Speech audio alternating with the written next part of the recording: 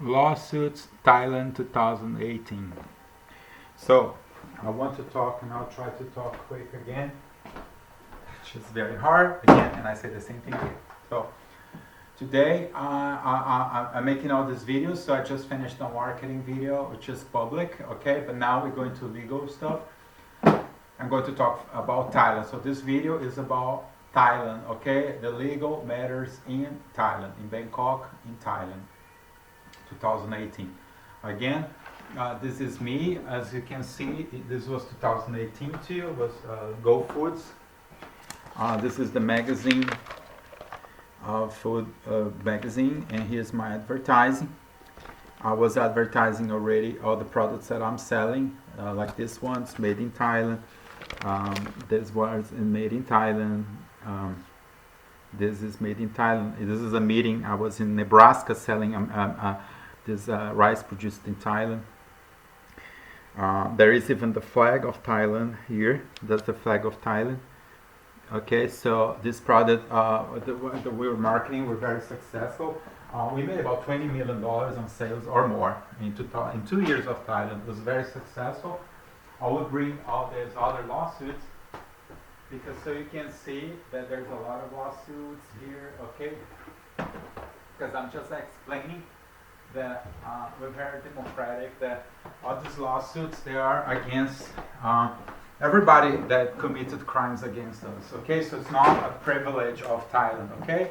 I'm just being honest, explaining that we had similar problems with different markets. There is more lawsuits, there's like 3 other boxes there, okay? So I'm going to try to talk just about Thailand right now. There are more videos, okay? They're made for the police in the USA, they're made for the police in Brazil, they're made for the police in Ireland, and they're made for the police in Thailand, okay? Unfortunately, we were robbed, okay? To make it very simple, because a lot of times the police, they with white collar stuff, they just get very annoyed because you're trying to explain, you know, just let's keep it simple. On criminal, okay, there's no difference if you're stealing a bag of rice or if you're stealing a $20 million contract. It's stealing, okay, it's stealing, it's robbery, it's stealing. So this is all documentations of the business in Thailand and letters of demand. These are all the lawsuits. There's a lot of paperwork. I will explain Thailand now from the beginning. So this is to help the attorneys who are working in the case. Also, this case is of interest of the American Thai Chamber of Commerce. It's of interest of the Thai Embassy in London. It's of the trade commerce, the Dublin, the Thai Embassy in Dublin. Also the Thai Embassy in Washington, the promotion, because the attorneys, they question me this. The thing is that I work with import-export and commerce all my life. I'm a college degree and everything. There's another presentation that explains who I am. I tell you, usually the diplomacy and everything, commerce is one of the most important things, because commerce is not, it's not war, it's not, it's like, it's this thing that everybody likes. It's just like, oh, I want to cook a tom kha gai in Ireland, and I have all the ingredients, and that's Thai rice and this and that talk, and that's this fun thing, everybody likes it, and usually that's the big thing, because you would talk that politics, the politics in Thailand. The Thailand's a monarchy, the United Kingdom is a monarchy, America is a republic. The king of Thailand was born in America. He was born in Massachusetts, and he passed away when I was when I was there. They were the morning, and I went to the funeral. I went actually to the funeral. The funeral lasted 1 year. I went to the palace there, so I have a physical presence in Bangkok to buy rice, and I went there 3 times. And then with all this commercial, and which is important for us. So this video goes to the embassies, the attorneys, and also the police. And the thing is, all these institutions, they need to really assist to what happened, okay? It's like we work on this beautiful world, everything's fine, and then somebody does something wrong. We need to put this back on place, and me as the victim, okay? I'm the one who created the whole thing, like, and I'm still shocked and terrified with the problems I've been facing in Thailand. Which is this thing, like, superficially everything is beautiful, but then once you really have an existence somewhere is when you really know the reality of countries, okay? And that's me, okay? I have been physically doing businesses and living in so many different countries, not so many, I'd say 10 or 20 different countries. So I'm the typical expat. So like Cuba, I've been to Cuba trying to do business. I didn't manage to do good business in Cuba, but I've been to Cuba physically. I've been working in Cuba for 1 or 2 years, so I can talk about Cuba, okay? And Havana, and even a tourist on business things. I can Thailand. I'm doing business in Thailand for 3 years, so I can talk about Thailand. I know Thailand, not very well, but well. I know OCCURANCES. I know the Buddhists. I know they have Hindus there too. There is some Muslims in Bangkok, and I've been to the beaches. I did some tours and everything. But I tell my story with Thailand. Okay, the number one reason, a product. Okay, I work with the rice business, so I know that Thailand produces rice, and it's a very important product. And I always have a good image of Thailand. So then at some point in 2015 and 2016, I start to source products in Thailand, okay, which is something that I do all over the world for several years. So then I go to Thailand to visit a supplier. Why? I was through the internet, I made this research, and then I was taught, because at the same time I do receive a lot of offers of suppliers from Thailand for like over 10 years or even more of selling rice to me. Thailand and India and Pakistan, but usually Thailand and India a lot. So they want to sell tuna, they want to sell juices like this one, they want to sell rice, and they always come, and I say, okay, let me source a Thai supplier for rice, for my products, for the rice products. I was having problems with my suppliers in Brazil, and it was a good moment to really go to Thailand, and that's why I moved from the USA to Europe, because from the USA to Thailand is too far away. But from Europe is not that complicated.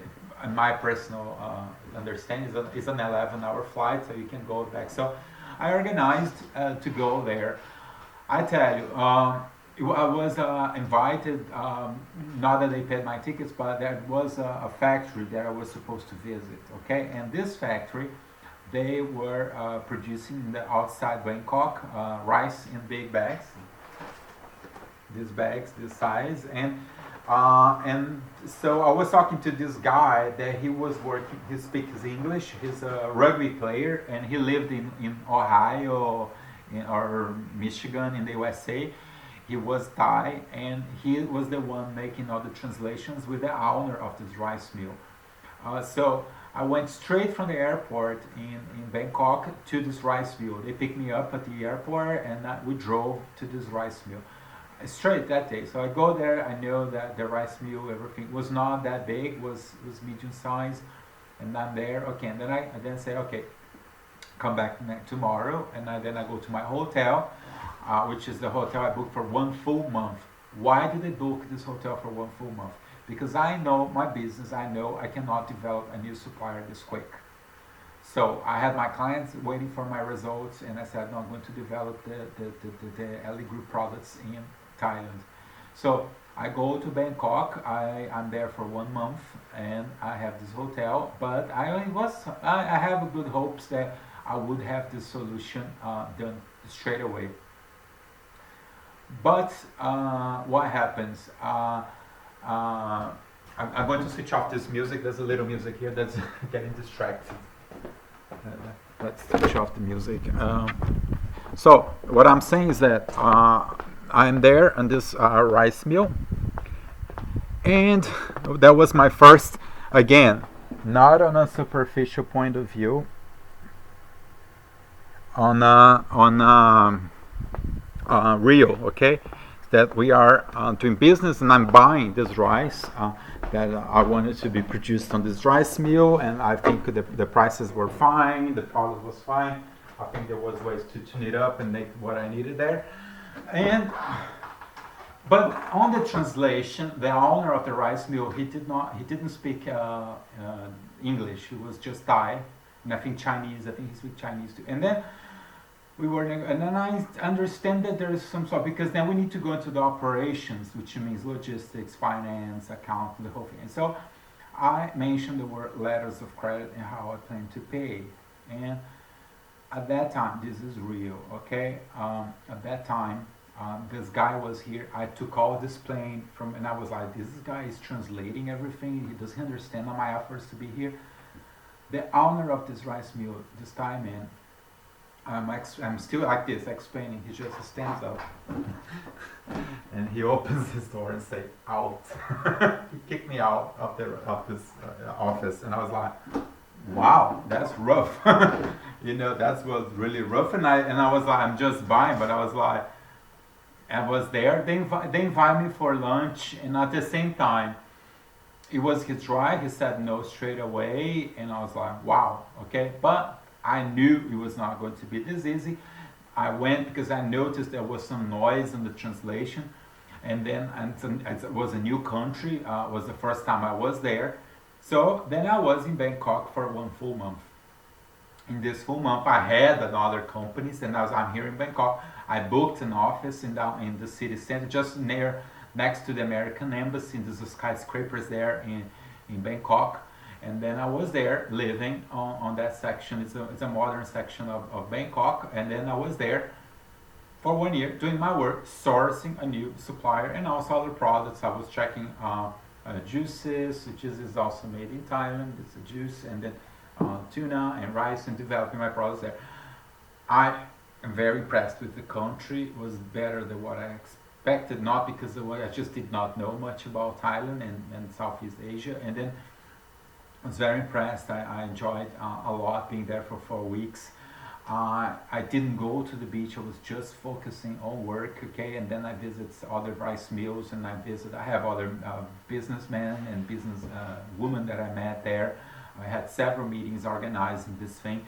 I photographed everything of that. That was November and December 2016. So I'm there doing all that, but I leave Thailand without a contract still.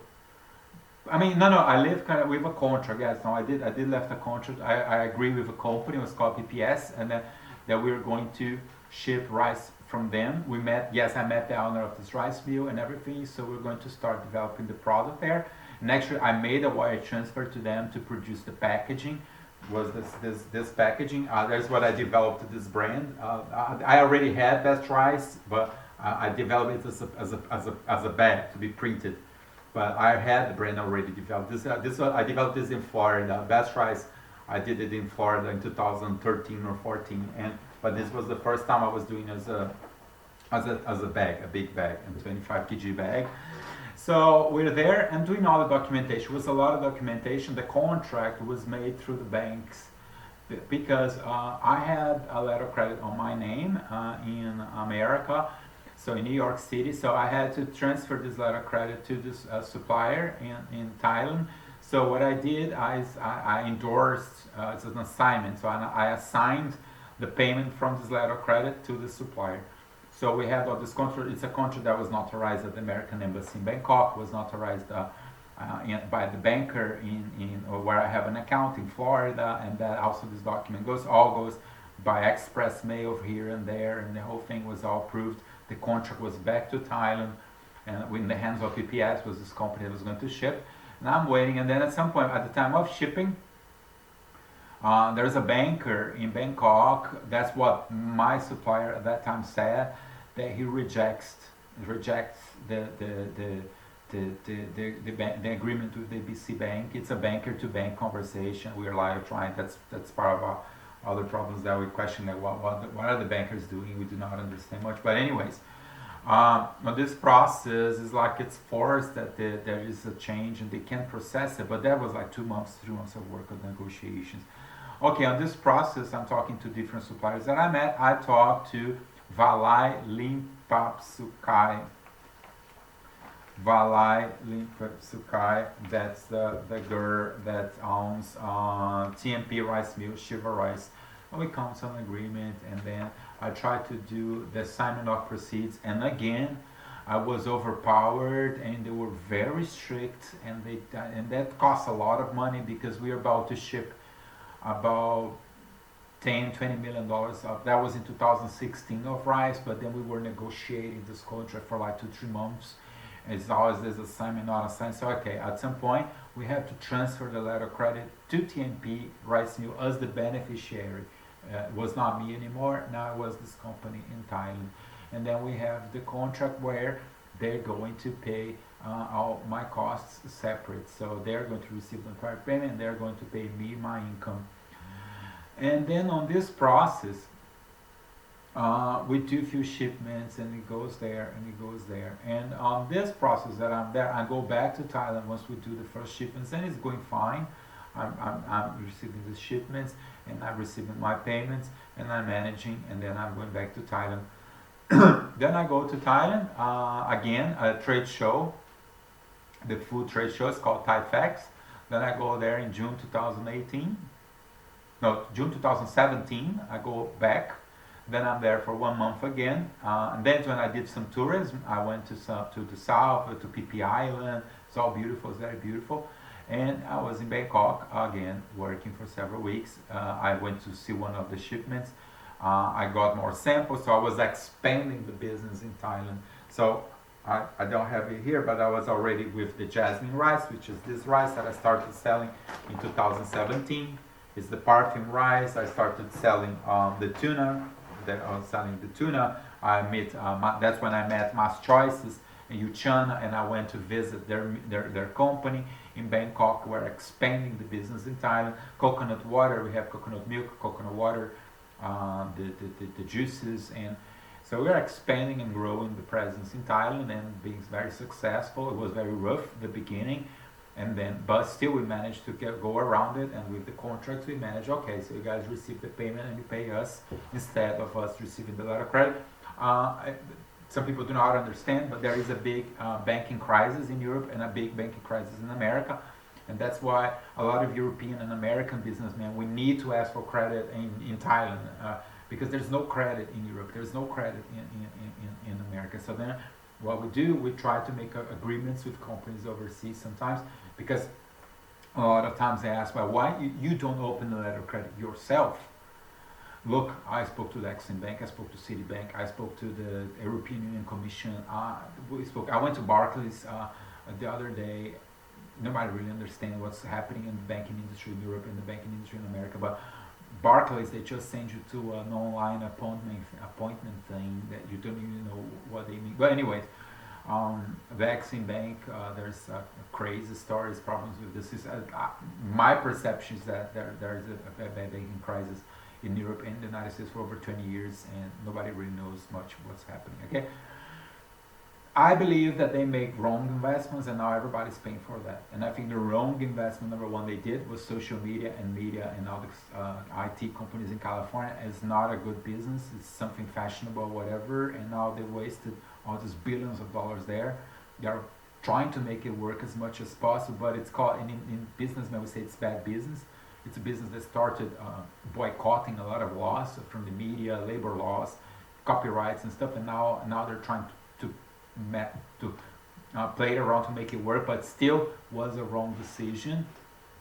They thought they found this golden mine, but they don't. At the same time, they also are stuck with a massive amount of property, which we say assets or real estate, but farms, buildings and things. So they have all this possession of all these buildings and things, but they can't turn this into business because they're not. So now they live on rents, and they are trapped with IT, and they just cannot be the motor of the economy in Europe or in America. And we are in deep recession for 20 years now. That's my personal opinion. But anyways, Then we had these contracts were very successful, but unfortunately, okay, look, when I was there in Bangkok, I did met attorneys. I met an attorney. He was my professor at college. He's an attorney in Singapore. So I met him in Singapore. I spoke the whole thing. I tried to talk to attorneys in Bangkok 2007 to have local proper documents. It was always very complicated, and then and also when you start in a business, nobody believes what you do, whatever, so it's more difficult. But I had a very good relationship with the suppliers, and I think everything was going fine, and I think they were fine. At the same time, we on the business we had this question was like, why, but because once they steal, all the damages and the losses and the chaos that comes after that is the big question that everybody asks about. Why, why? Because that's why I made this video before kind of introducing myself, so everybody working on these cases, they kind of have a real understanding about who I am and what do I do, because that causes confusion, and that's why I'm going more public now with all these videos and stuff, because I got a lot of accusations and people explaining, and then most of it all false or assumptions or things, and it's like, and they know, okay, we have a supplier like in Thailand that they made this. It's a letter where Julapun Pimpisarn says that they don't have to pay because there's no, and I have no obligation because I don't have something signed saying that I have to pay this amount. No, you do. You have the invoice that I sent to you. That's an invoice. There's all these documents. I mean, and there's one thing in law. I mean, if you do not reply, you accept. Because if there is an invoice and you receive this invoice, like I think I sent that months before, and then you have a 7-day demand letter, and then you have another letter, and then you have a letter from April, and then that says that you have to pay, and you just do not respond. There is no response, zero, silence. A company that will talk to me all the time, that they will be asking me for new orders. Valai's uncle, she says his uncle, sometimes I think it's his father, but it's the uncle. She says the uncle, she's the owner, and they are all the owners there. That he gave me, like I was selling this product, there's all this is all made in Thailand. I created the bag. I need to repeat this all the time because this is my design. This is also being sold in Libya. Libya is the market #1, but I sell in Kenya, Togo, Sierra Leone, San Martin. There are other countries. We are doing fine. We're doing this business. The logistics, the imports, exports is very complicated. A lot of documents. These are bags that I created, that I developed. This was of Valai and Cheeva rice.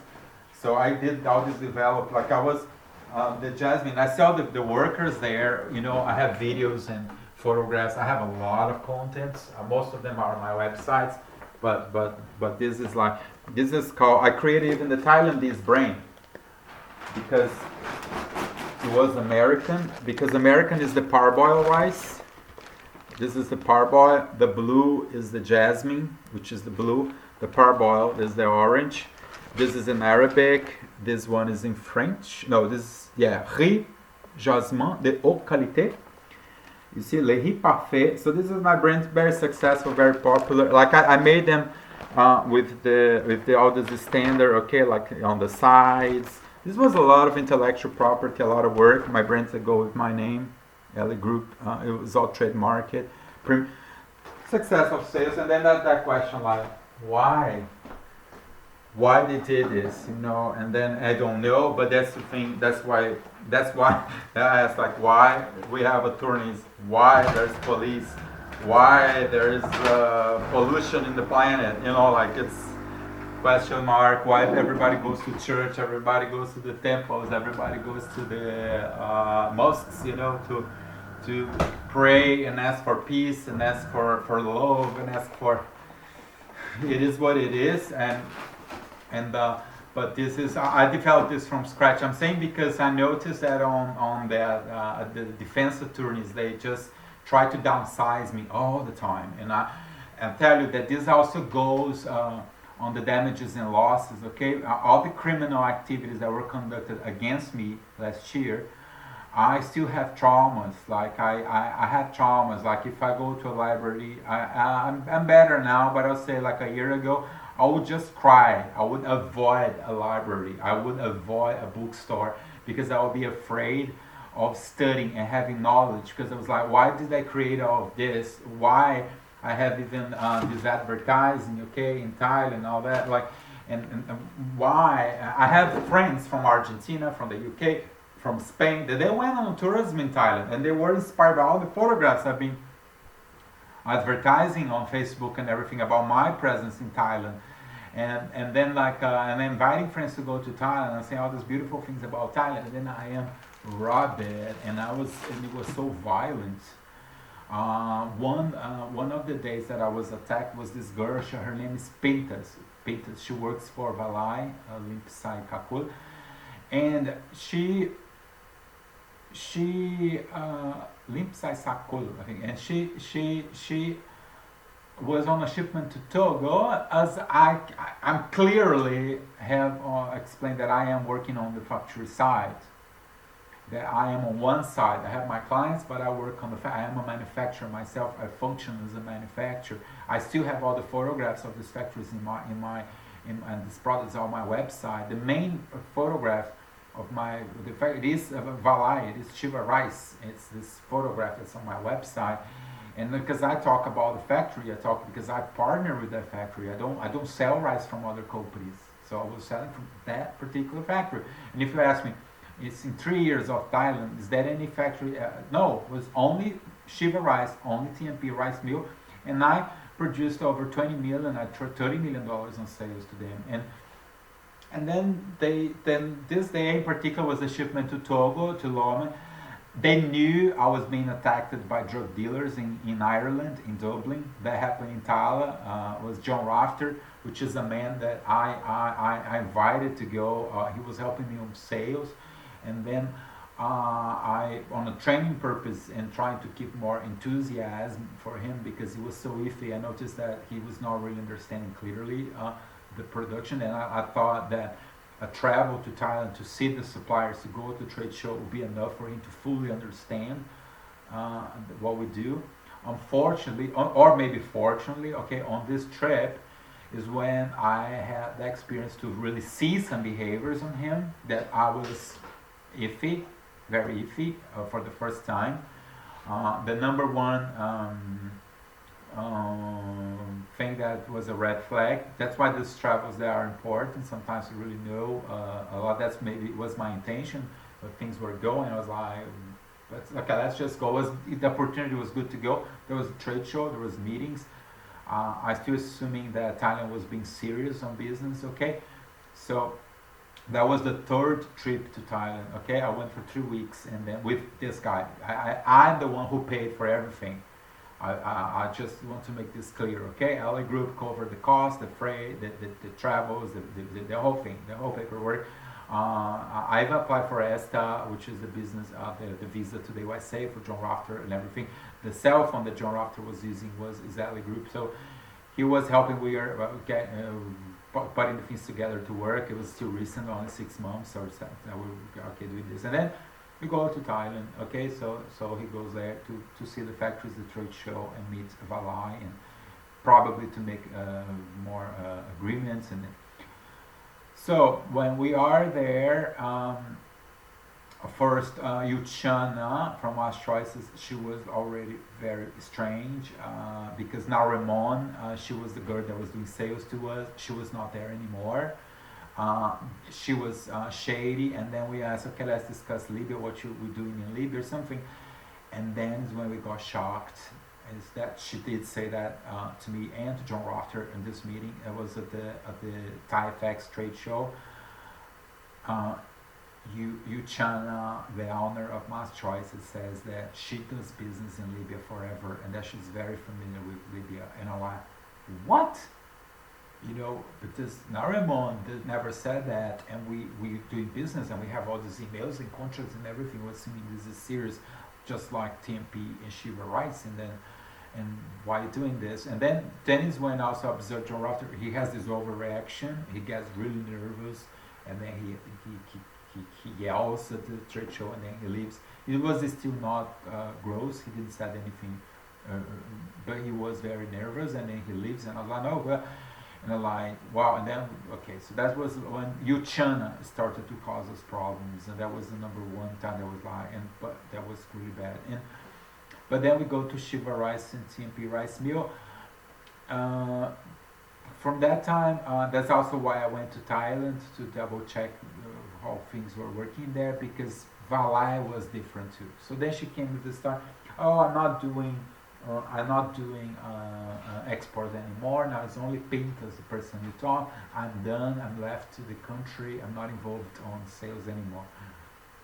And like that's strange. And then we keep. And then is when I'm still doing business with them, and then we're trying to really have control of the things. And then is when I had this red flags. Then it comes to John Rafter. Okay, the first red flag, back to this problem, was when we were on the taxi. Actually, not the taxi. His sister drove us to the airport in Dublin. She says, "Oh, you guys not drug dealers?" And I was like, "What? Drug dealer?" You know, like she saw. Since she was real, that she thought that we were doing some sort of drug dealing thing, and I was like, "No, I don't." You know, like, no, I didn't. I think the conversation ended right there, like, you know, like. And then when we go to the airport, I noticed that John Rafter, he's like. He walks by himself. I have never seen this in my entire life, okay? And I travel all my life in groups, friends, all sorts of different types of travel. This guy, I go to immigration, and he's like, as he was traveling by himself. And as he decided that he would be running there, and so fast, and I was like, weird, this guy does not want to be seen with me. Why? You know, why? He's running away and like, but there was his friend there. We met a friend of him there. So we met a friend. So I was just wondering, like, you know, sometimes when we work on sales, we need to analyze people, and then we need to find the logic on their behaviors. And that's when I was not seeing logic, and I think there's something missing there. This guy has an issue. And then we go to Thailand, and then okay, but he's still fine, but this individualism, this thing, and then he explodes there with this right. But on his personal, I do not really want to go in detail, but I had this question mark about what was he doing? Okay, and then we go and working and things. Because I see his potential as a sales guy and all the good part. Okay, so I'm like, this guy has a potential, and he was trying really to do that. And then, okay, so then we had a problem with this. Then we had a problem with Valai, and so Valai and China, they were already stealing at that time. And then, I kept the diplomacy, I kept the politics to steal, but John Rafter was already, which is a problem that Valai and China causing, because I was investing more in Thailand. I was bringing more business to Thailand. I was already hiring a sales guy and doing training, but I was overpowered by Valai and China that they took the decision to just steal my contracts. They were already doing that, but we're still going. And then we were sent to the, let's say, coach class, which with Pintas, and then Pintas was taken. We're talking about the other products, and then we shipping. We continue to work. And then is when I go back to Thailand, and then to Ireland, and then is when other problems happen related to John Rafter. Again, I said that is a different video. It's like I am familiar with big figures, like 20 million, 5 million, 2 million. Like I'm familiar with those figures all my life, and so I know the power that those figures have in people's minds. So I do understand that China was already stealing, that Pintas was already stealing. Then I had the case in Ireland that I did not know at that time. Then I learned it the hard way.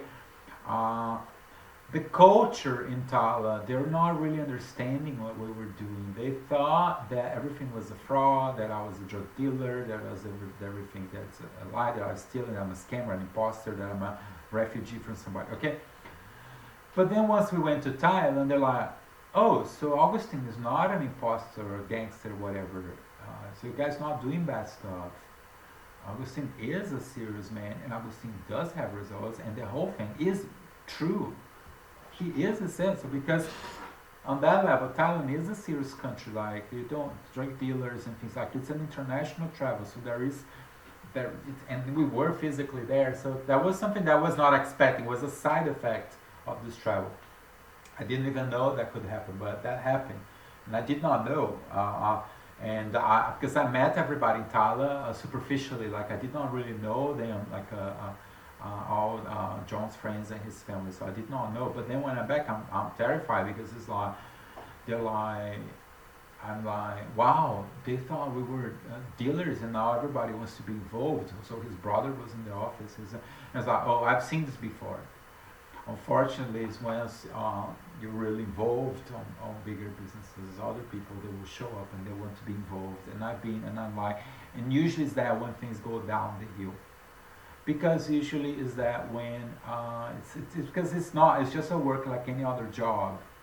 But once you really get and you talk about this, and I keep saying sometimes, it's like, it's not, I do say this, it's like an import-export, gives a lot of status, gives a lot of things, so you need to be smart when you mention, because if you say I'm a lawyer, nobody wants to talk to you.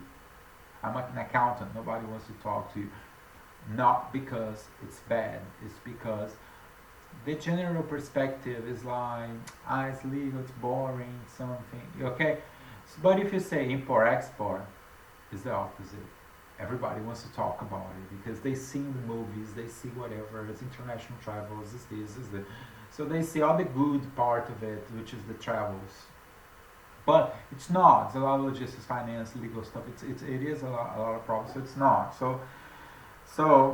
But usually, and the figures are big, but especially the travels is what make it complicated. Because if I work with real estate, I sell a commercial real estate. I'm moving millions the same way. I'm just selling a house. It's $1 million. So it's the same thing. If I sell 25 containers, 100 rice is $1 million. It's the same thing. So it's not. But anyways, that causes all this fantasy, and people might have seen this in all my career. Unfortunately, it was happening again. I thought Ireland would be different, was not. But I'm not diminishing anybody for being this or that. I'm just explaining this in a very impartial point of view. Okay, I'm not criticizing anybody. I'm criticizing just the problems I had. Okay, so then when everybody was involved, it's like things go out of control, and then again I'm involved, and then I do not know exactly what specifically happened to John Rafter, but I was offered cocaine one day. One of his friends came to a party that he was doing, and he offered cocaine to me and also to him. I said no, and he said no too, okay? And it was at a bar in Thailand, and then, okay, I didn't. But when John's girlfriend asked me to hire John, okay, I noticed he had issues, and I mentioned that to her, and she insisted that he was not doing cocaine anymore.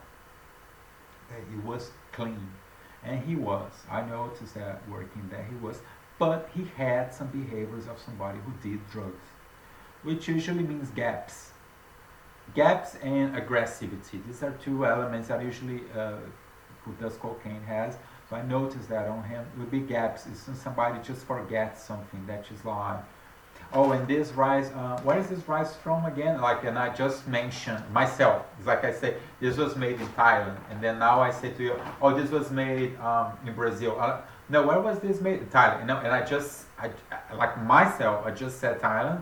And like 5 minutes later, I'm repeating the same thing. And I have this gap that I don't remember. Usually that means drug use.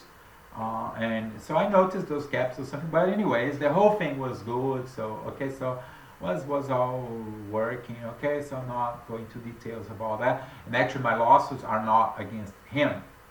That's why I make clear, from day one, okay. My lawsuits are against Valai, are against Pintas, against Yuchana, for several reasons. Number one reason is this is criminal. this is not civil, this is criminal. I do understand that the police does not want to take it as criminal straight away. They do, and that's why we have all the attorneys that we're working on this case for over 1 year. That's why there's letters and stuff, and then we're sending and explaining and informing and talking to the embassy and talking to the American Chamber of Commerce and explaining the cases and to see if this can be fixed on a civil level. Based on their reactions, and usually that's what the police asks, is when I'm filing the police reports, and then what happened in these last 2 years, like what happened, what's the entire case, why this is happening, and then like is the behavior X, behavior Y, behavior Z. So as is criminal number one, it's personal.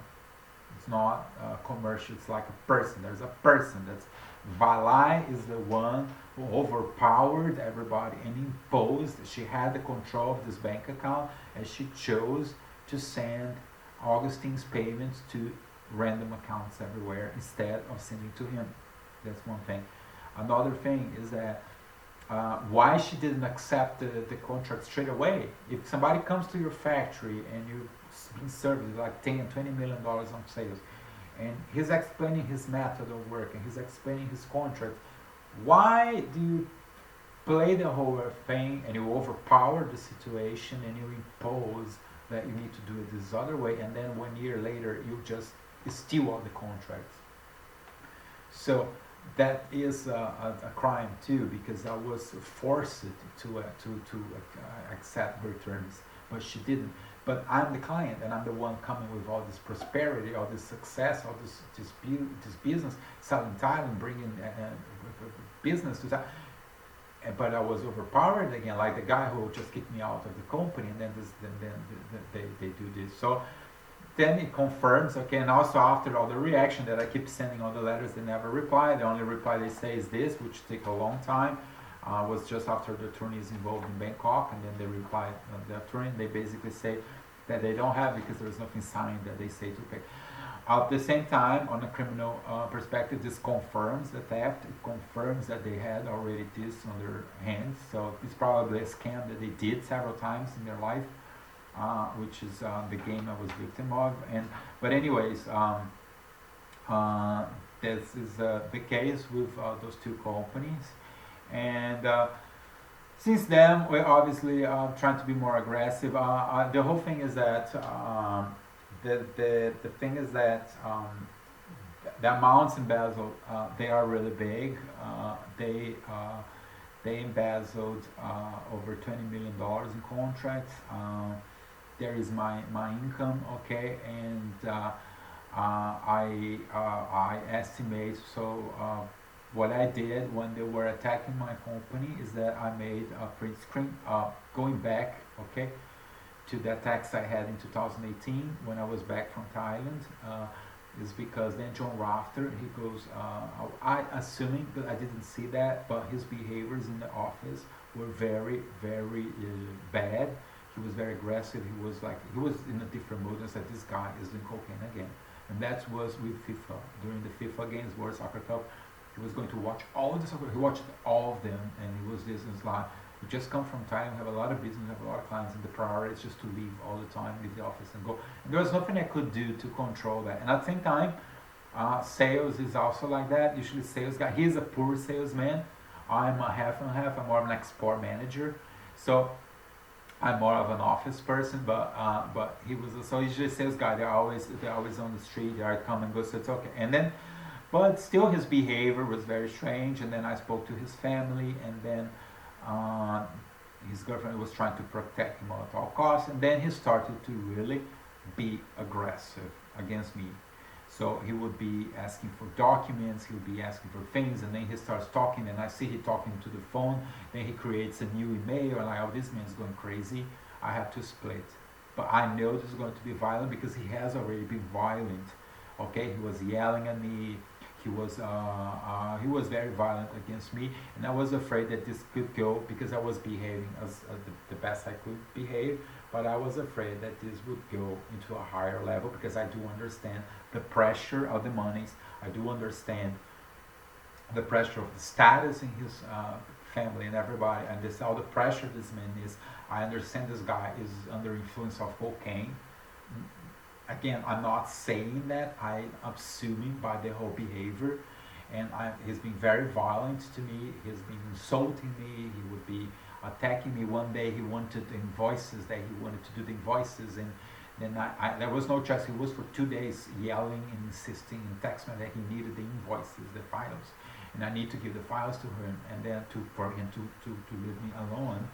And then I spoke to his girlfriend, and she was like,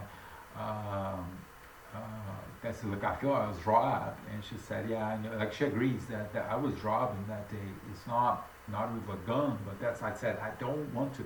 And I mentioned to him, you're not going to have the invoices because it's a very serious document. You cannot just, a sales guy cannot just be doing them. You just give me the whole thing, and we continue as we've been doing. I do the invoices because I have them all saved. They have a number, they have a logic, they have a thing. It is an official document from the company. You cannot just be sending invoices randomly, okay?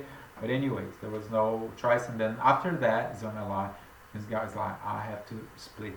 I cannot be this involved with this sales guy. I need to really split this. Then is when I go to the police. And I go to the police and I say, look, I'm going to split.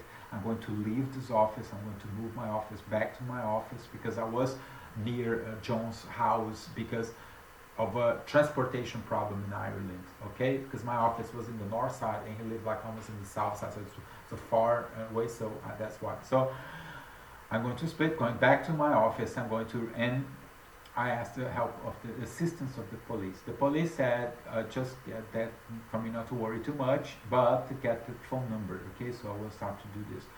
I tried to do that, and the situation gets worse, and I start to get paranoid and afraid because like, this is going to be dangerous. I was scared. So on this process, it does get violent, okay? And then it gets a problem at the end of the day, after 3 tentatives, whatever, of the process of leaving. And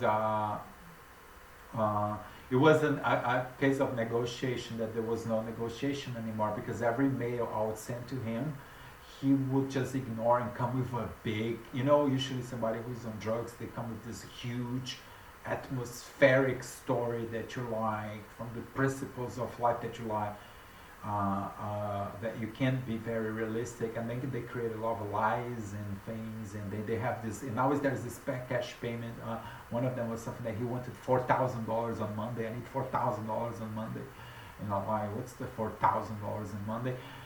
And also on the way back from Thailand, he made me lose my flight because there was also another problem in Thailand, that on the last night in Thailand that I was ready to leave because it was a flight very early in the morning. He insists as crazy as possible that we have to go out, and then on the last day, and I'm like, why?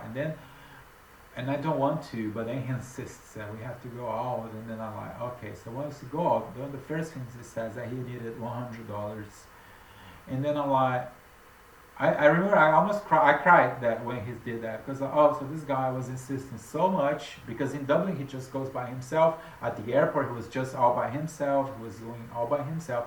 Now he's insisting that I have to travel to go out with him, and the reasons, because I am again the ATM and the one who has to pay. I'm just source. That was something that was explained to me. Okay. The problem, why I end up being so attacked after Thailand, is because in his community, before traveling to Thailand, they would see me as a buddy, I would be somebody local or something, and I don't know, I just a colleague or something. And the general view is that I was a drug dealer and that he was a drug dealer. I had no idea of that perception. Like, I had seriously no idea. I heard that on this car, and I'm assuming this as well, because his sister said that in the car. But on the way back, I was not a drug dealer. I was a source. So my role changed from a dealer, somebody who's doing crazy stuff, to a businessman, owner of this, who does this, to create results, who pay bills, who pay employees. So I was now a target. I was a source. I was where the money comes from. So That's why the behaviors changed towards me. So now his brother was there, his older brother from London, he was there in the office one day, and he would be more. He came to me that he had an accountant that he wanted to hire and things. But I tell you, I still didn't fire him. I still, with all the problems, I decided to split. It was very violent, as everything was being violent in the past 2 months after that. So I offered to him to be a sales agent, separate. And even his girlfriend was saying that he would open his own company and be, and I said, yes, and you be a sales agent, and you can do whatever you want. Just keep this products here. If you want to sell other things, I kind of accepting, because at some point in the negotiations, or sometimes if you want to leave, just leave. So if you want to have your own email, I noticed he was already talking to other clients, whatever. I said, okay, but this is my business, and then if you want to do something else, just do it, okay? So if he was a sales agent, independent, I would still pay the commissions. Case was solved. And then the police assisted me and him too, because when the last day I was leaving, there was other situations. Okay, that I went there to try to collect my object, and he was drunk, and then I had my car. I was iffy about going to that house. I was afraid of going. That maybe there would be a fight. My concern was having a fight. So if I have a physical fight, and I didn't want to, especially when somebody's under influence, or the problem is that, and I've seen him very aggressive, and he's also a tall guy, and then like I believe you do not know, and I know my temper. I say, you know what, better to keep some safety distance, because I do not have the risk of going to a fight. That somebody can throw a pen on my head and have an accident, and things get really bad. Okay, so that was more of a health concern, and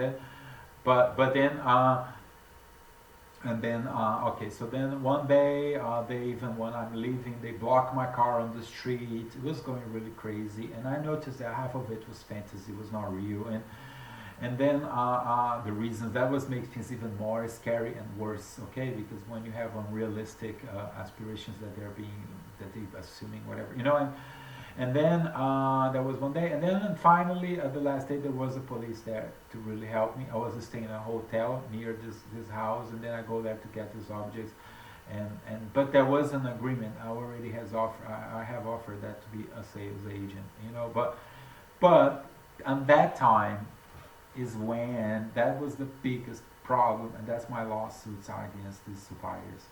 Is because as he was the sales guy, he started sending emails to Pintas, to Valai, to the guy in Texas, to everybody. Then once he starts to create all this confusion, I noticed that unfortunately they take advantage of this. Instead of being firm and keeping the agreement, simply they decided, which is the problem of the internet, this in the liquidity society we live, and some things are not liquid, like the banking system is so solid, but not this internet, online, whatever. So they he attacks me, whatever. The police is there, 3 police officers and a voiture, they are there, and they help for me to get my objects. Once I just got everything, put in my car, everything, and then there are missing objects, there's missing things, there are things that he took, it's okay, whatever. And then I file the insurance report and all this. So Valai in Thailand, Pintas in Thailand, Uchana in Thailand, Brian Phillips in the USA, Alexandra Almeida in Brazil, and Jamie Williams and Carolyn Williams in Texas. They knew I was having these problems. They knew, and I knew them way before John.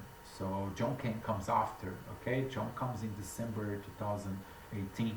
I know Jamie Williams since 2012. I know Alexandra Vargas since 2004. I know Brian Phillips since 2004 or 2003. I think I know Brian Phillips before Alexandra.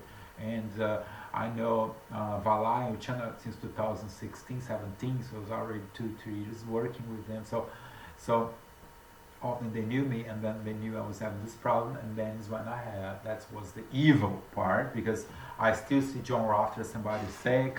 I still see John Roth as somebody that his girlfriend was trying to help.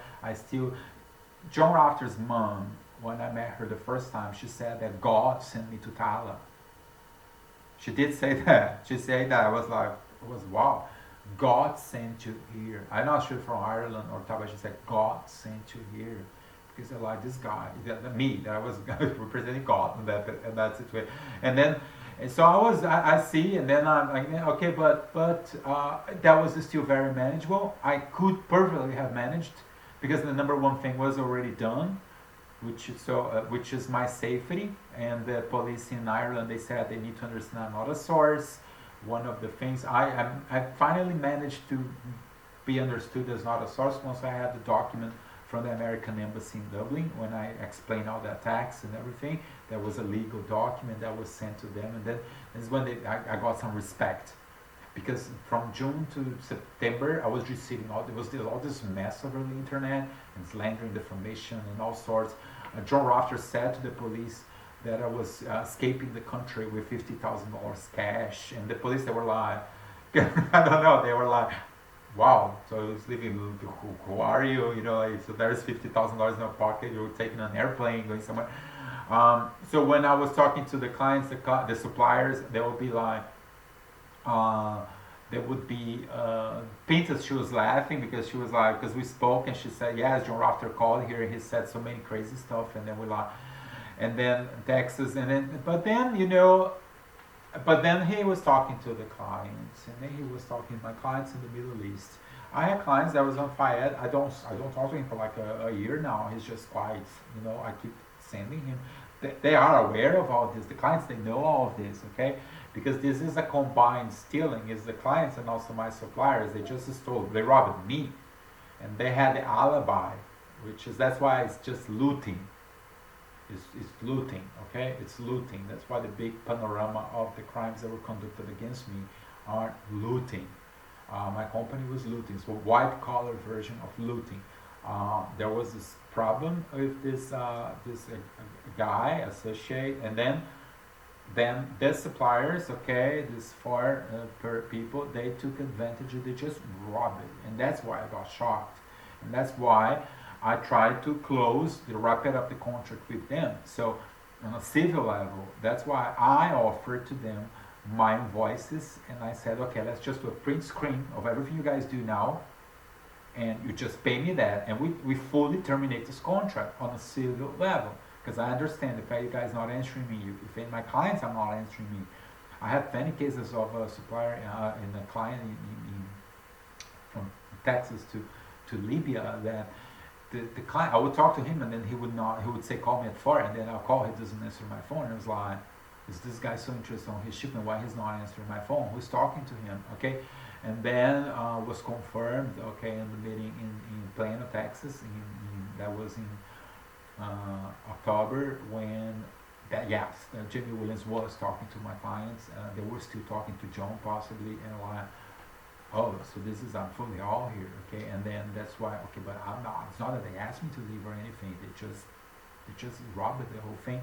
But anyways, I have a lot of documents, and I have maybe a problem is that I am a professional, I work with this, I have a college degree, I am present in all these countries, and maybe us, the import-export, there's so many amateurs and involved, they assume that was one of them maybe, and maybe that's why they're surprised that I'm not, so I have all this paperwork and everything. So the big, again, Thailand is this. I still have inquiries from Thailand. I'm working right now in an order of $2.4 million of tuna, also to Libya. There's going to be billboards in Libya with my products and everything. And then, because I'm in the market and everybody knows what happened. And now, very likely, it's going to be. I'm working on this. That's why I involve the embassies and the consulates, especially also the Italian government. I am Italian. I went to Italy as an Italian citizen and as an American business owner, and so it's something that related to our rights and obligations of doing business in Thailand. Italy, there's an embassy. Italy is the only embassy in Libya. Is the Italian embassy. All the income of the country of Libya almost comes from Italy, because they sell all the oil to Italy. So most of the income, so it is Italian money that goes to Libya, and then I'm an Italian businessman doing business in Libya and popular in Libya, and then I'm treated like like shit, you know, by this, I'm robbed and stolen, and it's like, and I'm the one bringing the whole business to Thailand.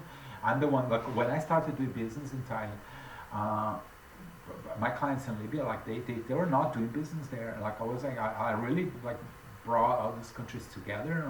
I'm not saying that nobody has ever purchased Thai products in Libya, but I really did a big effort to create all these products. And my products, they go with the American brand and LEGroup brand, and then, you know, so the whole thing, and then being treated as I have been, you know, like it's really crazy.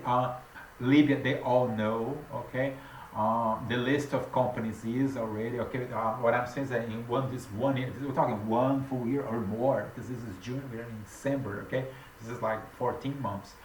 Uh, Obviously, these documents, they are all reported to the American Embassy in Abu Dhabi, the American Embassy in Ireland, the Thai Embassy in you know, so it's like, and to the police in Thailand. So we are reporting the whole thing, and there is a list of the cases, and there is the American, Brazilians, and Thai people, and then it's like to the Dubai show, because in the trade show, that's something that's going to be, I mean, I have already contacted, but it's going to be discussed at the Dubai World Trade Center, like why we're doing these trade shows. I can guess it's also involved with the cheese problem, like why do we go to trade show? Why do we invest in publicity? Why do you do this?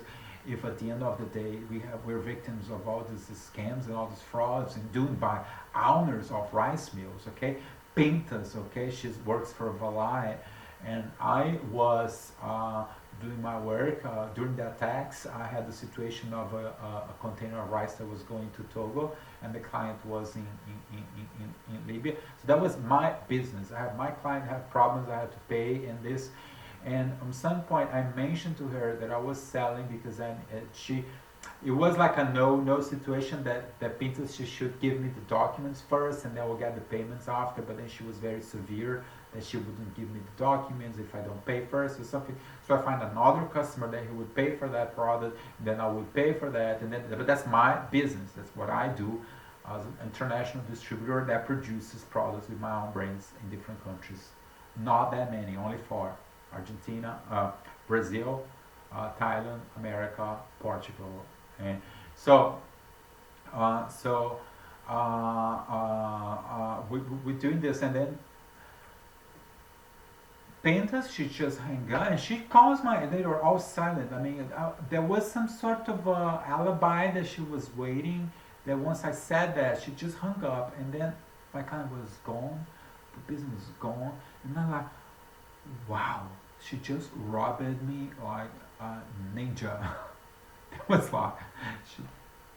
like instant. It was like, wow. She just grabbed the phone, called my client, and they just steal the whole thing. So she was already in conversations with this client too, and I was like, wow, so what they were doing in Libya, they were also targeting to do it in Africa, all over Africa, that other clients do. So this is how they make their money. This is how they do. And then is when we need to go into discussions about a lot of things. That's why I believe that I go back to, well, I cannot blame the fish for sin, but it's the Thai river is all contaminated, because it is really rough. The market is very rough. I blame it on the internet. There's no regulations, no controls, but I believe it is. Sometimes when I see the Hillary Clinton to put embargoes in countries and stop the businesses and something like, because actually that's not what sells. My clients, they were not buying this. They were buying myself. They were buying my products. They were buying what I sell. There is a lot of education I do when I sell, because I explain a lot of things. I talk to clients that they do not know a lot of things. They do not know. It's a lot of things. I'm explaining sometimes where the countries, but nobody has to know everything. So I explained the tuna. I remember the first client for tuna, I met him in Malta. We're explaining the tuna cans. I have all the samples. Because I've been to the factory myself. So I'm multiplying this all over the world. I travel over the world. That's what I do. Go to trade shows with samples and everything and talk. As I'm talking now, see, like 1 hour talking about this. So I do the same thing when I talk about the products, about Thailand, about the quality, about the discipline, about how effective, how the documents are so good. I'm successful, and I'm involved in the production too. So I'm involved in the packaging, I'm involved in the documentation. I prepare the documentations. I've been to the Libyan embassy in Bangkok. to do talk commerce, the Minister of Commerce there, to about the documents. Everybody knows me there. So I know the details of the paperwork, the banking procedures as ABC Bank Bahrain, the procedures they endorse. So like, why they have to steal? Why do they have to really do what they did? Okay, to use me for 1 year, something, and just steal like savages. Okay, and that's why we have this negotiations now. That I believe that this is a matter of discussion.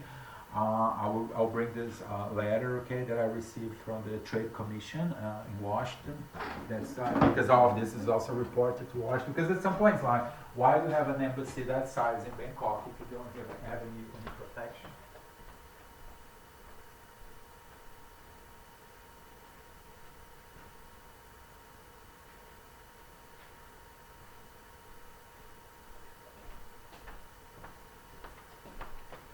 So is this? So this is the letter received by LEGroup on the 3rd, and this is the letter. Augustin here. These are the paperwork, okay, and they say, okay, it's filed Federal Trade Commission, Washington, and it says that they have filed the case. Also, the American Chamber of Commerce there, you know, like in Bangkok. Okay, they filed this. I received this yesterday. It's about this case because I need to study like why I'm popular, why everybody wants to buy from me, why establish something that works, and then people just go and they just do whatever they want, and now I'm like having to report my clients to the police. Like there is one guy, Fayed, I know he lives in Cairo in Egypt now, like it's something else I have to do now. I need to really find him and have, you know, where he's doing, what's going, things going out of control. At the same time, I mentioned this too, which is, these are new orders, is that there's something called money laundering. So I work import-export for so many years, and so I have a knowledge and I know the limits of doing business. So there is cost, there's marketing, there's cost. I'm traveling, there's cost, there's travels, there's my cost, there's my personal cost, my income, my salary, so that's one thing. Then you have also the arrangements you do to make the business happen, but there is a lot of limits. So you cannot just go random doing whatever you want. So I ship this to Africa and I get a payment from Indonesia, and then I ship.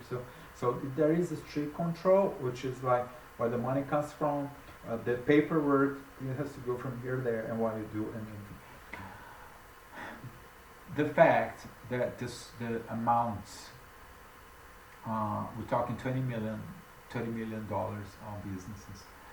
And the fact that I have about $150,000 that this companies in Thailand owes me.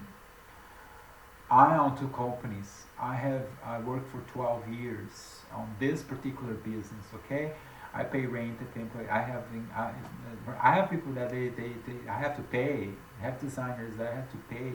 I have to pay rent. I have to pay. Like I have all my costs, my travels and everything. My compensations for all my work. I have my life, my personal cost, and then I have sales agents that I would pay. But all my story is everything is makes a lot of sense. But at some point, once Valai, Pintas, Luciana, they overpowered me and they imposed that this was their business and they just took over the whole thing. There is a gap on their accounts, which is what's going to happen once they are busted. The proper is on a civilized way. At some point, these companies have to be busted, so they need to come to the court with their statements. Once they have the statements, then you need to go transaction by transaction, what they did, where the money comes from, what they did, where the money went to, and this, who pays it. There's going to be a gap there of $200,000, and there's going to be, where is this $200,000? Like, because that's why LEGroup is claiming. This money is not an LEGroup. Where is this money? That's the question. Where is this money? And they have to explain where is this money. And that's why Yuchan, Vala, and everybody on court or a police station, whatever, they need to come with this thing. I'm sorry, this is where is the money. If they say, I bought a new house, I bought a new machine, you know, like, it's either stealing or money laundering. So, oh no, we sent to this company in Africa, we sent to these people there, oh I did not know, oh it's their defense. What I'm saying is that they do have their defense. So, but this money has to be explained. Where is this money? If they didn't pay me, if they did something else, they did money laundering, which means who is the people who received this payment? Who are they? Who are they? Oh, somebody in Dubai, somebody in Tunisia, or they in Monaco, you know? So like, well, who are they? Who is these people? Oh, somebody that just called me 2 weeks. Oh, so we believe somebody in 2 weeks will get a $5 million contract with you, a $2 million contract. Oh, but I did business in Libya 10 years ago. This person in particular, what do you know him? Where did you meet him? How does it come? Who made this invoice? Who made this paperwork? Why didn't pay these people and pay that people? Usually, what they would say, they have the reason. Probably they split my money. Probably they took half of my money and they have this sent to the client, to my client or something. Somebody, that's some sort of agreement, whatever. But there is the stealing, the theft, the embezzlement. Like why they forced me to send the letters of credit to them and not to me, as it was what I asked, what was my agreement. They forced. And the second thing is like why they what they did with my payments. And the third thing is that if they send the money to other people, if they use for other people, if they bought a new house, I'm sorry, you're just doing money laundering because you're not really having profits. You just taking money from a client and buying a house. So instead of paying this client, you bought a house. Or instead of paying this client, you sent this to an account in Singapore with a invoice of whatever, which is not the person who is doing this, because it's me. I have my costs. This is an office. I'm paying rent. It's marketing. I'm talking here like over an hour, so that's my cost. That's my work. So there's no money laundering here. There's just work, and that's my brand. That's my company. And then it's like, oh no, it's not me who's being paid. It's somebody else in this account in Singapore, in Hong Kong, or whatever. Like, why? Have you ever met somebody from Hong Kong? Because I see Augustin was in this company several times. Augustin was at the trade show several times. Augustin works with this for so many years. Augustin comes from the factories. Augustin being here, there's videos, there's education, there's hours of conversation with the telephone selling these products.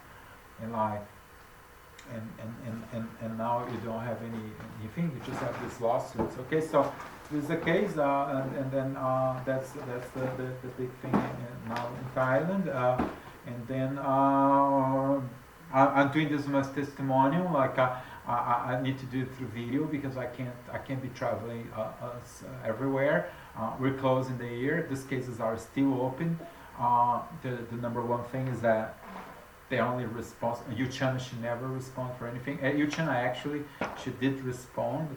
She said that she was going to report me to the police. She said when she was in Germany in a trade show, I sent a message. I was in Germany too, saying I'm here. Do you want to talk so you can make your payment? She didn't talk to me. She didn't answer.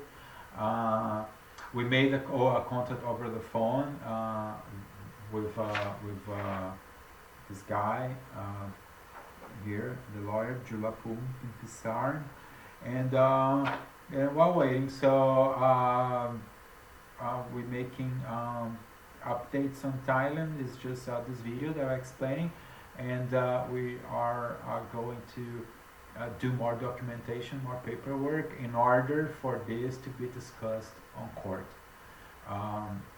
By law, I am entitled to legal aid. I want to explain this to the attorneys involved. The big picture here is crime. It's a bit maybe difficult, and that's what I heard from the police. Okay, it's because there's a lot of new crimes happening because of the internet, the lack of regulation. So a lot of new crimes, but there's still crimes. So what the police is doing is keeping things simple. So this is theft. They would say intellectual property because it's not a physical object, but there is payments, there is documents, there is brains. Valai, she didn't even return the molds. She's in possession of the molds that produces this still. She didn't return. At the same time, the new contracts, the new suppliers, they come and being very strong that we had this problem. So I'm even asking them for a safety, because a security deposit, so I can enter into new contracts with suppliers in Thailand, so that they leave at least $30,000 as a safe deposit in order to keep control of our businesses in Thailand. And but then but the principle is basic, is theft. It's a white collar version of it, but then on white collar everything gets so complicated, but it's just theft. It's something that you're not supposed to touch, and you touch, and you did, and there's all this money is embezzled. The second thing is that we need to identify what Valai and Uchana did, why the intensity, why they needed to steal, why they had to remove the American, the Europeans from this business, why they had to talk to Libya direct, why, like, because at some point, you know, we have terrorism, there's the drug cartels, and there is guns, so I'm not sure if then we need to investigate.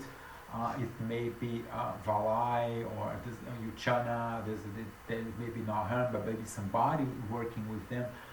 We do not know how these cartels operate. Maybe there is another, then I don't know. That's why this is also all reported to the FBI, the CIA, and all that, because they need to really investigate to try to understand how is the whole scenario, like why they took the decision to send money to other people instead to LEGroup USA, and why? Because I mean, one thing is that they know John's problem, like they know, because they're not that stupid, so they know, okay, whatever is okay, Jones, whatever, that's just an alibi. They're just waiting for the alibi or something. And it's looting. Looting usually is like when supermarkets attack, it's then all the clients that go there, all the clients, the lovely clients that you see every day, they just go there and they grab everything, they run away. Okay, that's what happened. And they will say, oh, because the door was open. That is something that makes the crime a little less, a smaller level. Because yes, my company was attacked, okay, but Valai and Uchana, they were stealing before that, okay, and then but then you know, my company was attacked after, but maybe they created that problem, because we were doing this and having other results with genuine work, with serious work, hard work, and then Uchana and Valai started to steal.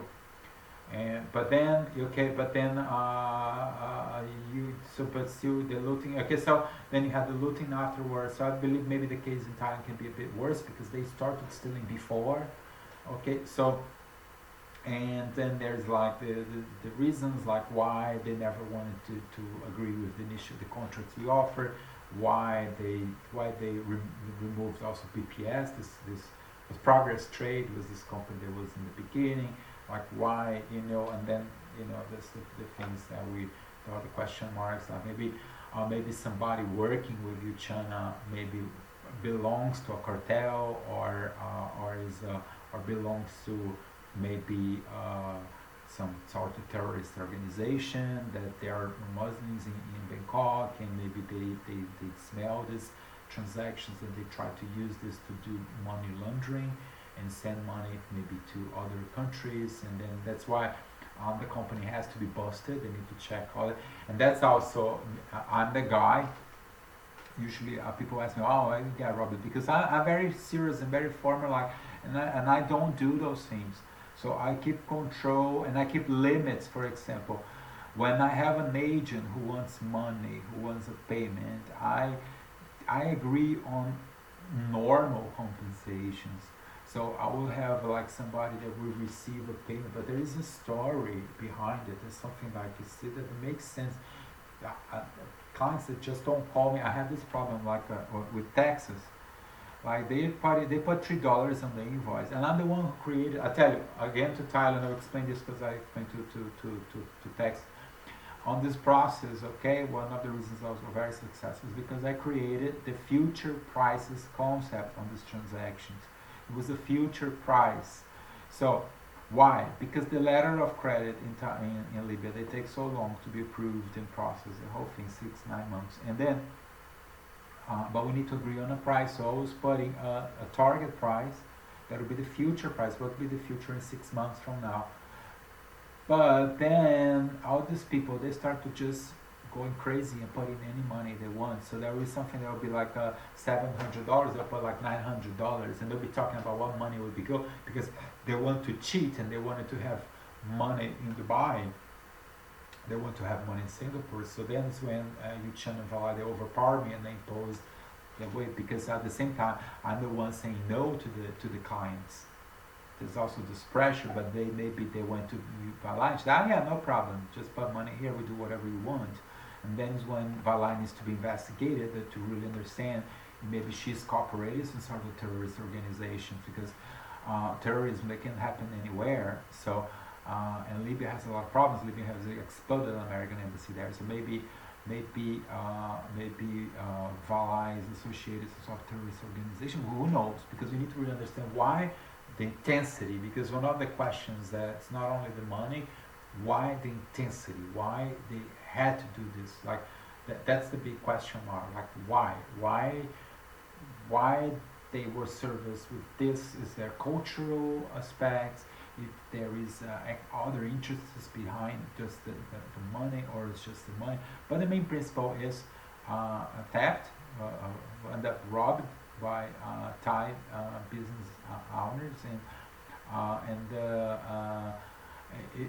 if it's something against Americans and against Europeans, why we are allowed to go there on tourism? And another question that becomes is like why we can go to Thailand and have all these welcomes that they think that they love, and there's so many European tourists, but then once you're doing business, when they just steal and they use and they don't pay anything, and they do all these problems that I have against me there, and with no empathy, no care, nothing. I was like, wow. And I don't know, and at the same time,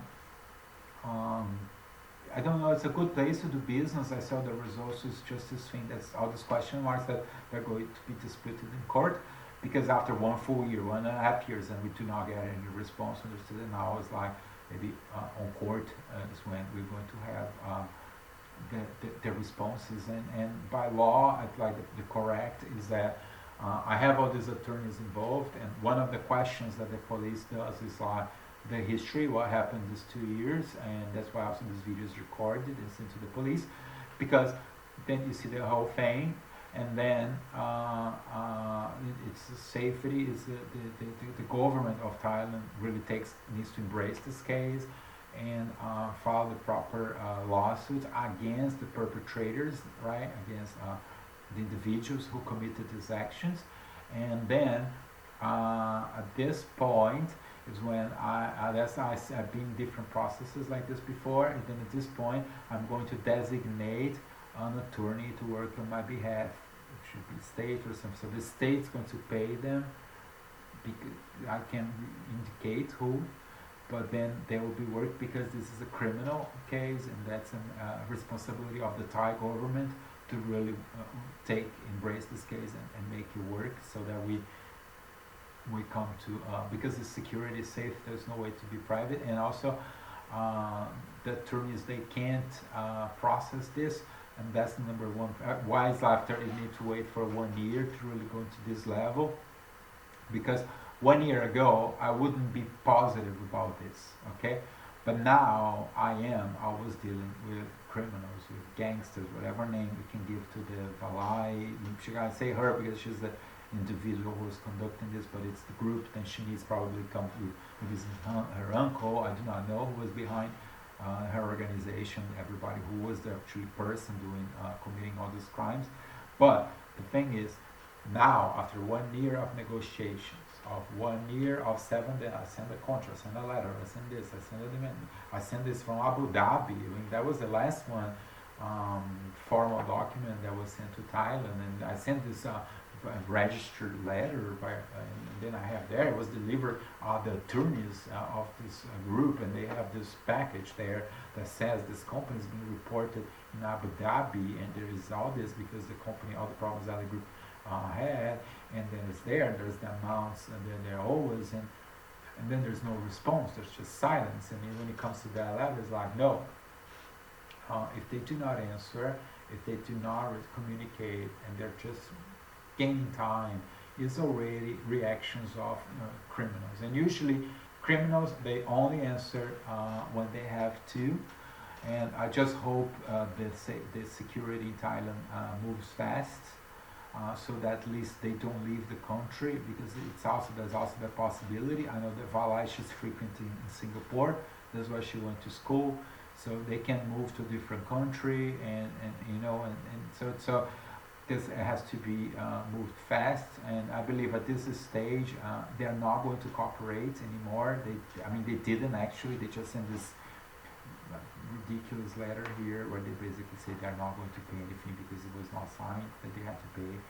And they use the word obligation. They're not obligations. Not that I have to. I have not obligation. So it means they're only going to pay once they have the obligation to pay. So this is the interpretation here. I see this very bad. Okay, and then it was written in Thai and English, and so, but even with service, with all the paperwork, they just don't respond and they lie. So I believe they are just going to respond once the reinforcement shows up, and I believe it's going to. I think this has to be done. The company has to be busted. They need really to have copies of all the bank statements and really check what they're doing. There's something also, and I'm going to finish this video here. All my cases, I'm for 12 years doing this, and I do all the markets, and because I'm very serious in my work, and I cannot just, I don't do this. I just don't leave this and just move away. I had even advice from friends, I'll just go do something else. Yes, I can do something else. I have more orders. I have this is like $2.4 million to Thailand, and I'm discussing new orders. I have clients asking me. I have a lot of work, but I need to close these cases. So I cannot just leave this like open in the air. I don't. I need to close these cases. So I'm closing these cases now. It's like. It's been 1 year of extensive negotiations, about 1 year, 2, 3, and then that we just keep communicating. We keep sending it to the clients to want to know what happened, why they're not talking to us, why they don't pay the bill, why didn't the cases out, what's going on. So we keep asking, they do not respond. We say official letters, we say they do not respond. So now we're wrapping it up, we're putting all the paperwork and sending to all the possible police authorities, FBI, the whole thing. So they need, because that's my obligation as an international businessman. I have an obligation because I have my brains, I have my companies, I have an obligation. I've been in that country doing business. I was not there promoting terrorists, drug dealers, whatever. I was not. I was just selling food for this country there with my work and my brains and I was not creating a front company to just be used to do money laundering, to send money to terrorists. I'm not going to do doing this for somebody to buy cocaine somewhere. I was not. And unfortunately, if my business was taken from my hands and used for that purpose, like, it has to be fully investigated, and that's why it was very important that the bank statements of the account. And the account of Valai is CACEERES Bank. Her account is in CACEERES Bank. Mass Choices is CACEERES Bank PCL. One Soy CACEERES Thai Ravitana Bangkok. It's Swift code KSITHBK. Account number 04792000122, CACEERES Bank PCL, Mass Choices Corporation, and Valai account is also Capricorn, and it's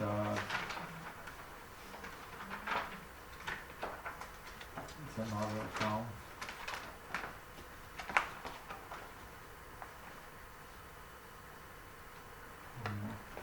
I'm talking to the Thai legal advisor since June. I'm talking about an attorney in AK, and because I was trying to do this myself, and unfortunately, it just gets worse. And,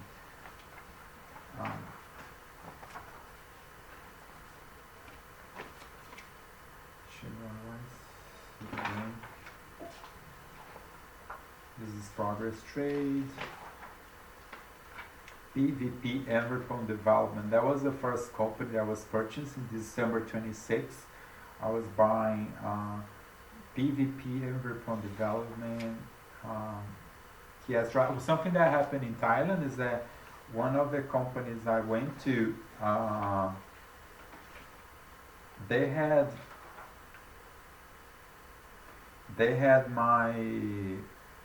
my product. This is one of the contracts that was signed in 2016.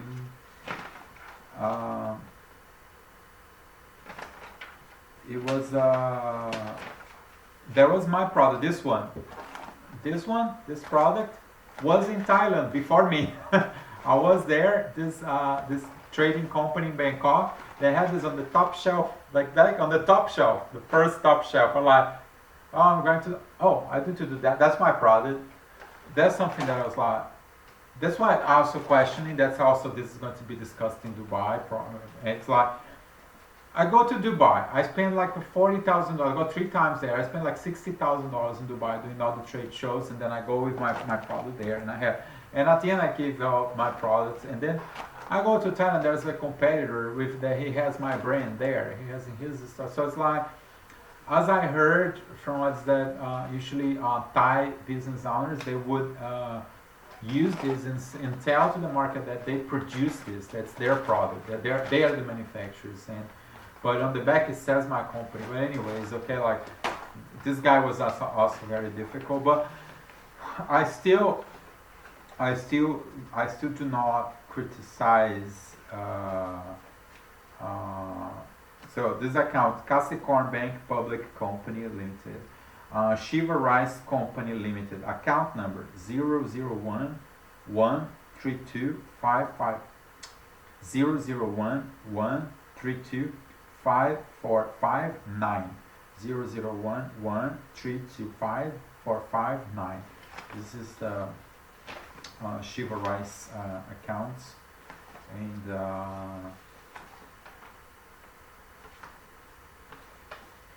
that's why we did this. This one under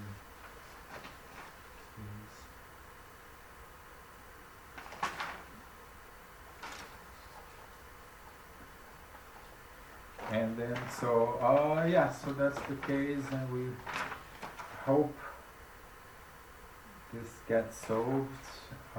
Here are photographs on the paperwork. Look, I put these are photographs. This is part of the paperwork. Just photographs of all the trade shows, all the meetings at this show, the trade shows. Like everybody questions, like for what reason we were overpowered and they imposed all of this. And then, well, at the end of the day, we like there's so many questions we do, like in life, there's so many things that we like ask, well, why and why and why and why and why so much crime, why, like in what's crazy stuff, crazy stuff, everything was fine, and then it's just crazy stuff. There's another company. Yeah, this is for auditing. Here I have all the offers here. This is offers that we did. We 217 containers of tuna for Uchana. It's all the offers. We have all the names of the clients and everything. The cheese also have all the names of the clients. There's only 4 suppliers, 5 suppliers. Like we don't really know. Like membership certificate. For example, this is membership certificates that we instructed mass choices to do. Also to Bangkok, Cheeva writes this about the documents that were needed, and then they just it's unbelievable. But anyways, okay, the whole thing is all documented and reported and everything, and then we keep waiting really for a solution. I just wish they came with a solution this year. Mass choices tuna. This is the communication we made in September 2018 when we were still having the attacks, and we mentioned them to do not really communicate with any of our clients direct. We were there, you know, and but anyways, they overpowered and they do something else. So this is it, and yeah, close here with the lists. The list of all the tuna. Marisole tuna. Marisole by LEGroup. LEGroup. This is the can.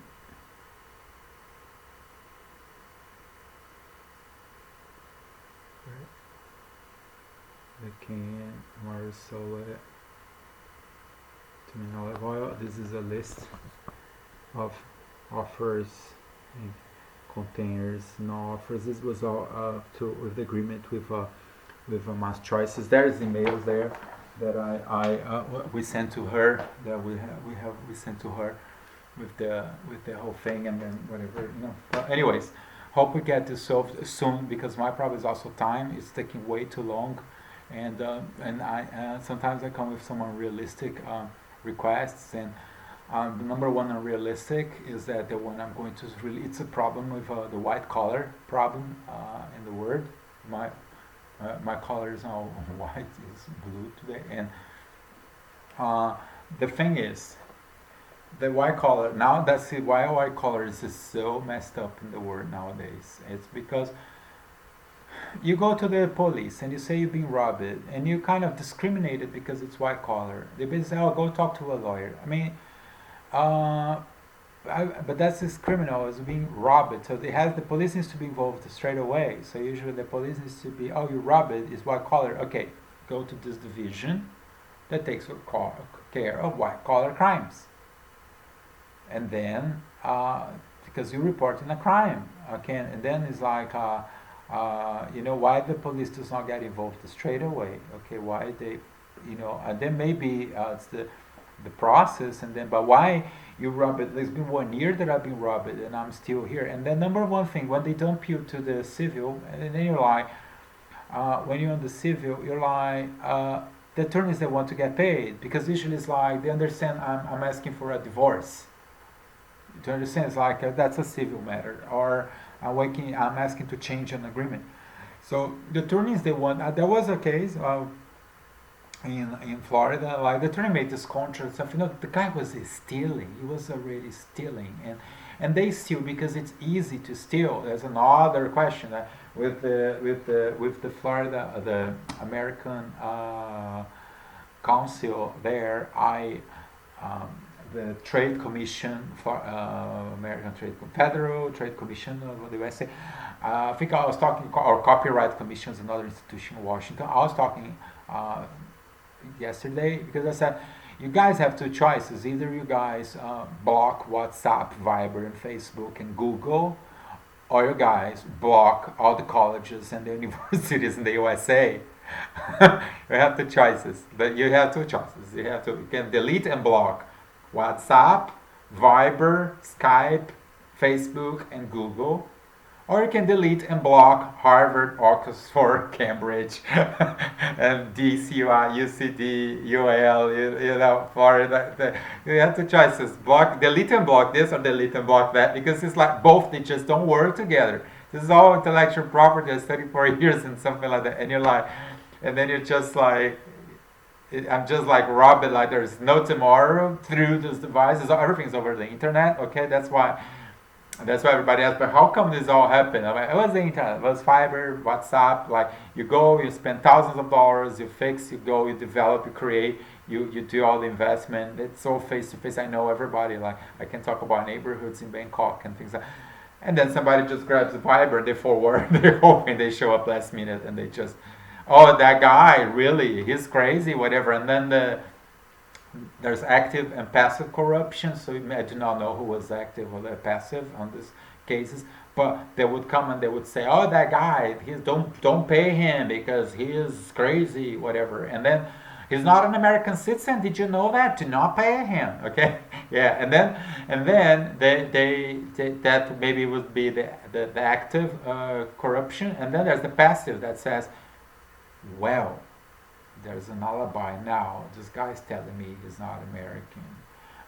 There's $30,000 here in my pocket, and this is a quick deal. So, all right, and you pay, and Augustin sends email. Just don't answer him. I'm good to go. WhatsApp is very easy. Just delete and block. The problem on the WhatsApp level is solved. Again, on a WhatsApp level is solved. Okay, that's very important. Okay, on a Viber. .com level is solved. On a Facebook.com level is solved. That's just a fit. That's not real life. Okay, so that was stealing, that was theft, and that's the whole case scenario here. And again, okay, LEGroup. This is the presentation.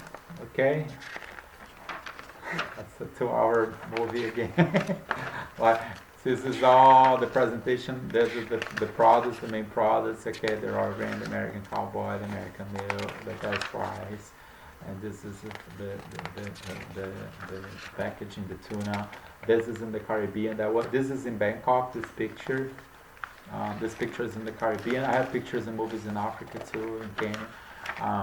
This is an article about me in Brickell magazine, Miami. This one I was there. This was 2011. That's me in China. This is Macau. That's Tianjin, and that's the South China. Xiamen. This is the advertising. This is an advertising in the Middle East. This one. That's an advertising in India. This is advertising in Dubai, and this is the trade show in Dubai. This was the first one in 2013. That's me. I hope I didn't change much. Okay, so this is me selling the cowboy rice there, you know, in Dubai, specialty foods Dubai. And here we go. All right, let's hope. Look, all con crap for a good parts, and now I'm still like. I hope I will sell Concrop again soon, okay? And this goes to Thai tourists too. I did send more money to Thailand. I mean, I'm not saying send money, but there was when I sent to pay the payments for the tourists that are working there. So I did send payments. I had to send more payments, but again, it's this case that this should be taken more of a criminal level, and then that the government of Thailand and or America, I think it's not Thailand, the problem is mostly Thailand, they need to embrace this case and go. I'm very positive about Thailand. I think it's going to be solved. It's different than Brazil, that sometimes Brazil goes really random, and Brazil really has a very specific culture. Thailand, I think Thailand is a bit more fast, and I think Thailand will be fine. America too is being fine. Brazil is the number one that I'm really curious to see how the cases are going to develop. Sometimes they come to good level. I'm present there, or whatever. It's another conversation. All right. So if somebody who finishes and watch the whole thing, if there is any questions, let me know. Okay. Again, Augustin Tomas OBrien Caceres. LEGroup Industries USA, LEGroup Operations Ireland. There's a new company in the United Kingdom, which is also very funny. Valai, she has a daughter that studies in the United Kingdom, and then I wonder, wow, and then you pay your, you know, you do this against me, and then you're sending your daughter to study here, and like, everything's so crazy. It's like, I mean, why, you know, like, I don't know, but I think on court this is going to be clarified, and I do think that they have the chance to their defense, and then we go to the conclusion of these cases, and I can continue to work and everything. I have more orders. I feel very sorry that I should be shipping like $100 million now. 100 I don't know, because on my career there's a lot of things, and but it's the profession. Even doctors are having problems with Google and Facebook and all the internet, because you go to a doctor's appointment and a doctor will say like, a patient goes to a doctor, he makes an appointment with a doctor to explain to the doctor what is his problem. you know, so you like go to the doctor, because I tell you, the attorneys, okay, I've been robbed. So I have attorneys that are pushy, that they want me to pay them. There's an attorney in Brazil that is like so aggressive that I need to send him $700 every month, and if I don't pay every day, there's going to be interest rates and this and this and this. But still, I do pay. I have no problem. I have even attorneys that they have received some payments from me, but the thing is that I've been robbed, so I can't do magic. Like the money is not here. I was robbed. I'm the victim. The money is not here. The whole thing is to make people who rob it to return this payment. At this point, maybe not 1 year ago, it was still disgraceful, as I said already. Okay, but now I sent this termination contract agreement. That didn't happen. They didn't answer. They just sent this ridiculous letter saying that they're not obligated. So okay, so anyways, I hope things get better soon. Okay, Okunkrap, and happy Christmas for those who follow Christmas. Okay, there's other light, the Christmas light, Christmas lights there. All right, have a good time there. Good day, good night. What time you're listening to this? All right, cheers.